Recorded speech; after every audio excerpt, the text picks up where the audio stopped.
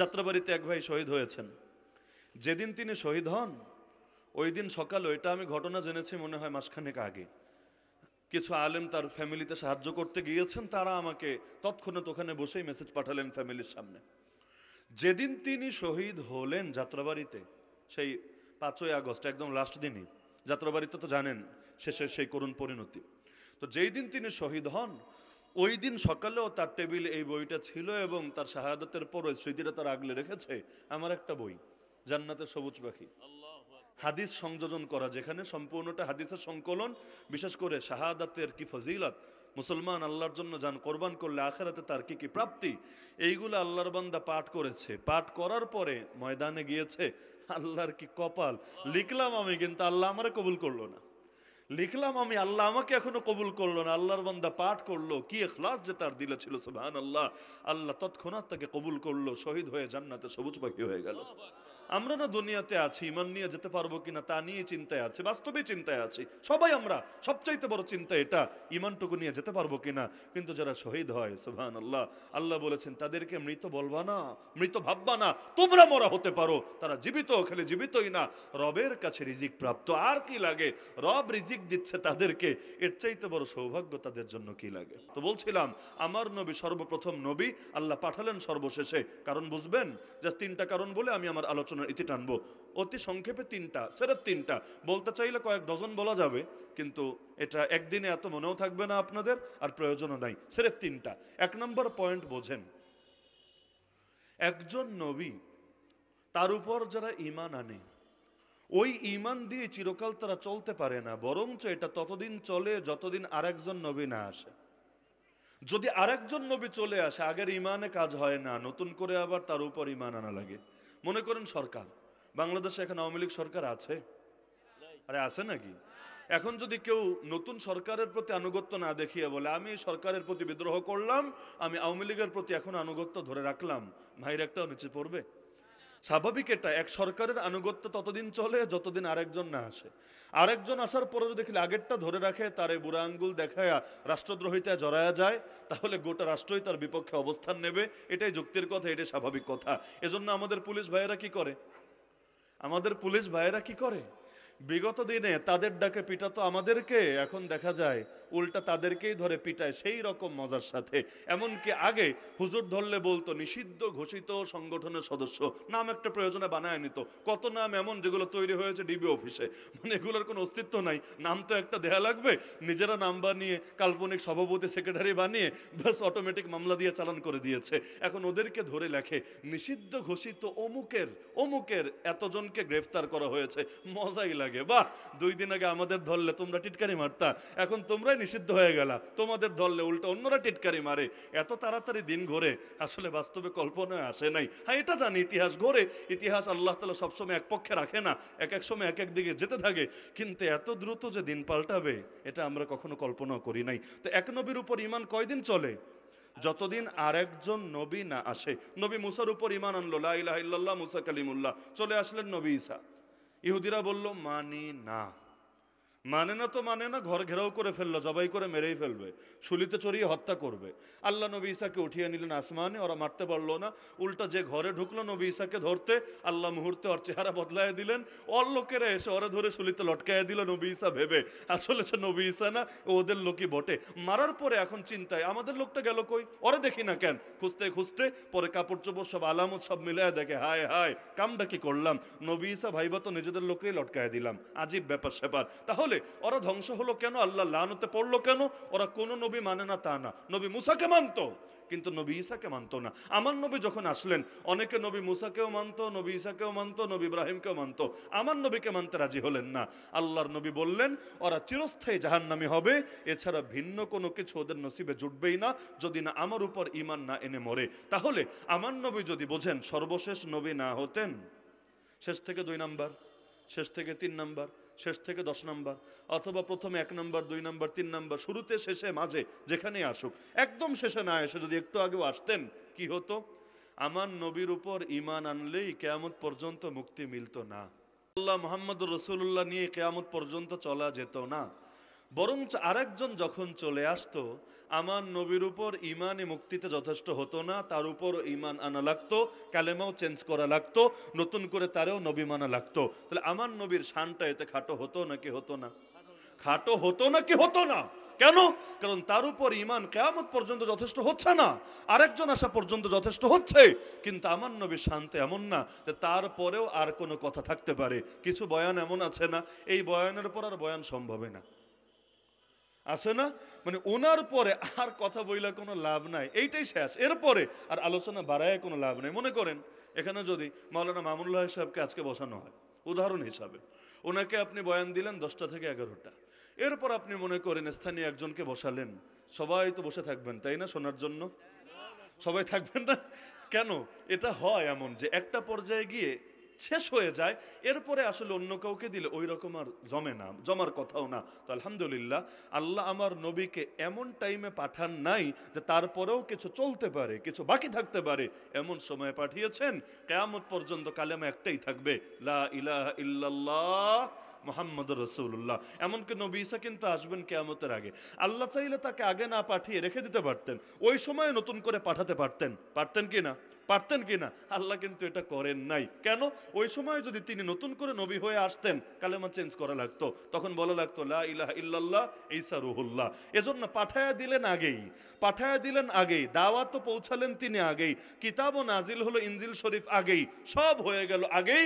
কিন্তু আল্লাহ একটা কাজ বাকি রেখে দিয়েছেন, যে কাজটা হবে পরে, তার সব আগে একটা কাজ বাকি আছে, যে কাজটা হবে পরে, আল্লাহ উঠিয়ে রাখলেন। কেন?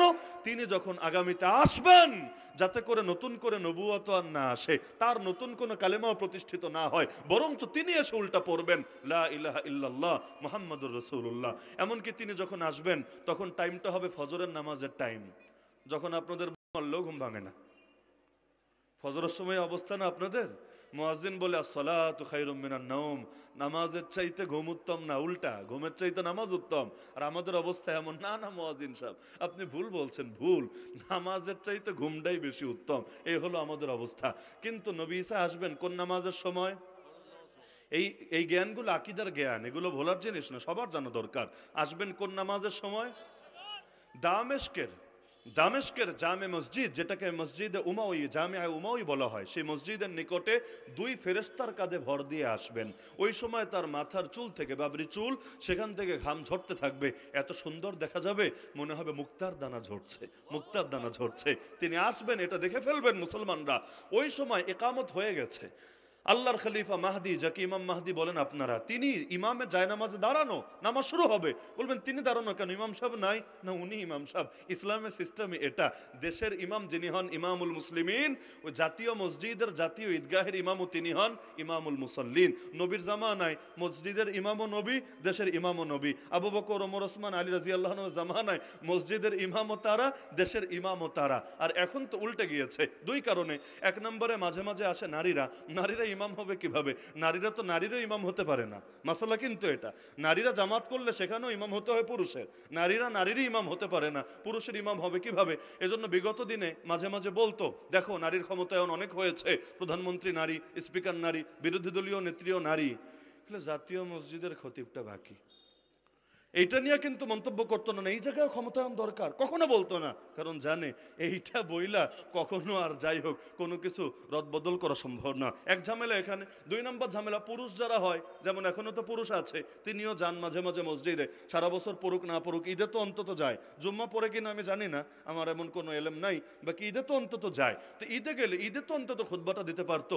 কিন্তু কপাল, আমাদের কপাল, অনেক বড় বড় শিক্ষিত লোক পাই, এত শিক্ষিত মাশাআল্লাহ, দুনিয়া সব পারে, খালি সূরা ফাতিহাটা শুদ্ধ করে পারে না। দুনিয়া সব পারে, নামাজের ফরজ ওয়াজিব সুন্নতগুলো হয়তো ঠিকভাবে জানে না, দুনিয়া সব পারে। তিনি ইমামতি করলে দিনদার মানুষরা মুসল্লি হওয়ার রুচি হয়তো থাকবে না। এই কপাল যে কবে আমাদের দূর হবে।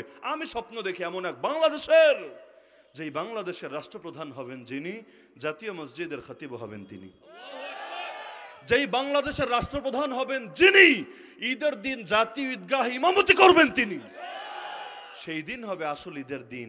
এমন ভাবে বন্যার মতো মানুষ যাবে, আমি ধারণা করি এমন ভাবে যাবে, তার পেছনে এক ওয়াক্ত নামাজ পড়লে গর্ব হবে, গর্ব, দেখো আল্লাহ আমাদেরকে উন্নতিটা দিয়েছে। কিন্তু জানি না জীবদ্দশা এটা দেখে যাওয়ার তৌফিক হবে কিনা, কিন্তু একদিন না একদিন হবে ইনশাআল্লাহ।